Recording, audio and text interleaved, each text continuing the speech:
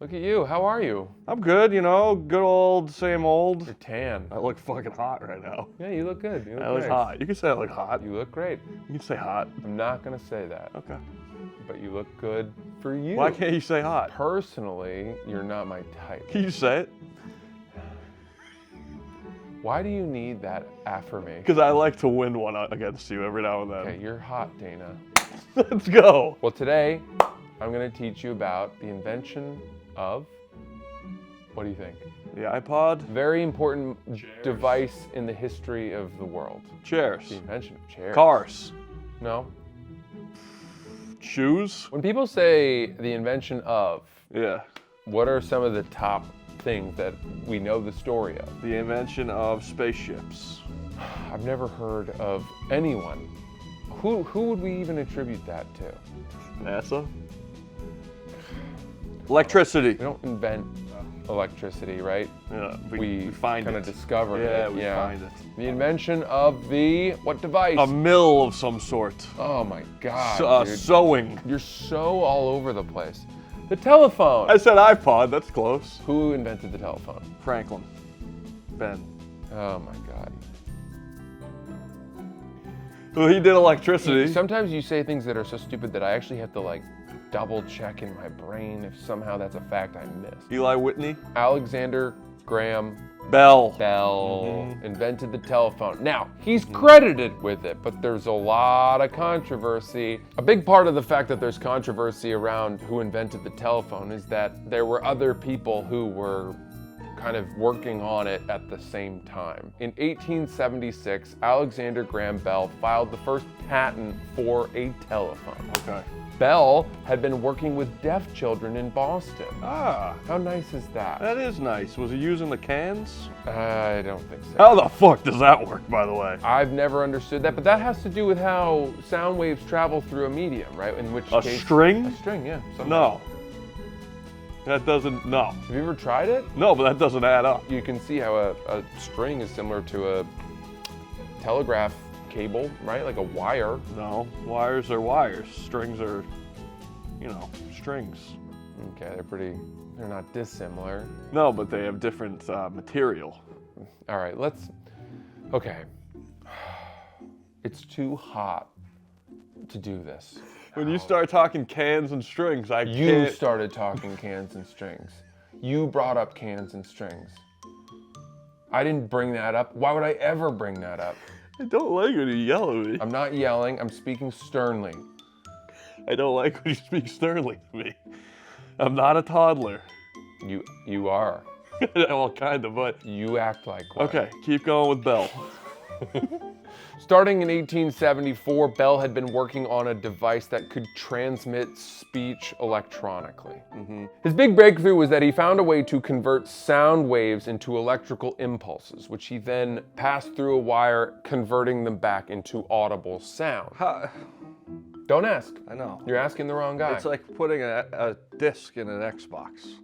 How does that disc have a game on it? How do these people figure this shit out? He's building upon work that has led to that moment. And there was this field of work called telegraphy, where people were working on this. Prior to this, there was the telegram. Telegram. Yeah, telegram, right? Yes, that's like when you can like read people's minds. Oh, man. Right. Same field. Telegram was the way that we did communicate, right? Yeah. Around the world up to that point. But we didn't have the audio of that. Okay, We yeah. couldn't hear that. So this was a big leap forward from the telegram. Yep. Dana, stop. I hear you're hungry. Stop. Have been instructed to forward you 6 pounds of frozen beef. Stop. Enjoy in good health. Yours, the cow farm. Yeah. That sounds like a nice call to receive. And it's brought to you on a plate. It's like a raven coming in with a note. Not wrong. I know. Yeah, or I a know. pigeon or whatever, Yeah. any sort of carrier Again, bird. how the fuck do they know? Yeah. The birds sort of go. It makes no sense, man. I don't disagree. It makes you think there's something bigger than us. But how do they know that the pigeons where to go? I love that it's a pigeon's ability to know direction that makes you believe in God, rather than, say, the miracle of life. or the wonders of the universe. Yeah. Pigeons. Or like an Xbox game. Sure. The first telephone line was constructed between Boston and Somerville, Massachusetts. Oh, I lived in Somerville. Look at that. Yeah. 1877. I did. Me and my buddies, we had there's 4 of us. Cool. We used to play beer die on our kitchen table. I'm happy to hear it. This invention so pushed forward the technology of communication that just 3 years later, in 1880, there were over 50,000 telephone lines in the United States alone. There was another guy named Elisha Gray who filed a patent for a similar device on the exact same day that Alexander Graham Bell did. However, because he filed his slightly later in the day, the credit went to Alexander Graham Bell. Fucking Elisha. But you know what I say? The cream rises to the top. Yeah, okay. And so maybe he had some demons or something that we don't know about. Elisha Gray? Yeah, I don't know.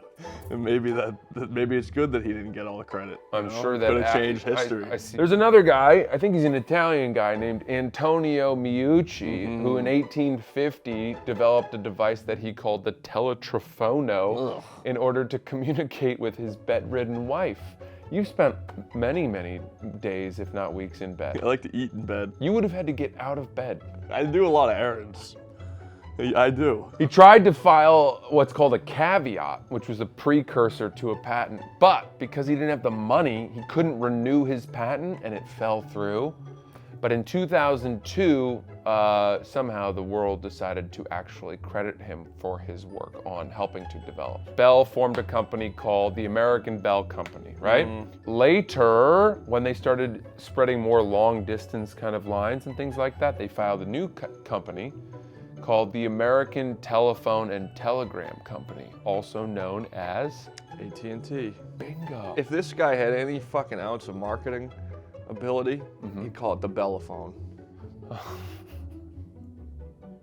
That's not bad. That's not even a joke. I'm gonna give you credit. It's for not that. a joke. That's not the I'm worst serious. thing I'm you've said. 100% serious. Yeah, the Bellaphone. It's a great invention, and honestly, the world is a better place for it. Yeah, I think. it opened up communication lines that helped families stay in touch across long distances, as well as businesses to communicate with each other and place deals and orders and all these things. It just connected the world in a way that hitherto it had not been. I can call my mom right now. How about that? Hi. Hey, Mom. What you doing? I'm shooting with Francis right now. We're talking about phones. Francis. Hi, Mrs. Beers. How are you? How are you? I'm so well. Oh It's my so nice. gosh. It's nice to hear your voice. I'm sorry we haven't met yet. Oh, I really, really look forward to meeting you someday. You are a very bright person. Oh, thank you. I'm trying to wash some of it off on young Dana, and he's been learning. You're an excellent teacher, Francis. If only our country valued education the way that it values chugging beers. All right. Francis, I really do hope I get to meet you sometime. And you. Lovely to speak with you. Have a great day. Thank you. Too. Thanks for all your good work. Love you, Mom. Bye. Bye, Dana. Love you. Look at that. That's about as sweet as it gets. Yeah, and I mean, Amazing yeah. to hear such an angelic woman and imagine how someone so sweet and wonderful could have spawned such an ogre. Oh, it just is hard to connect the dots. I got the good parts of her.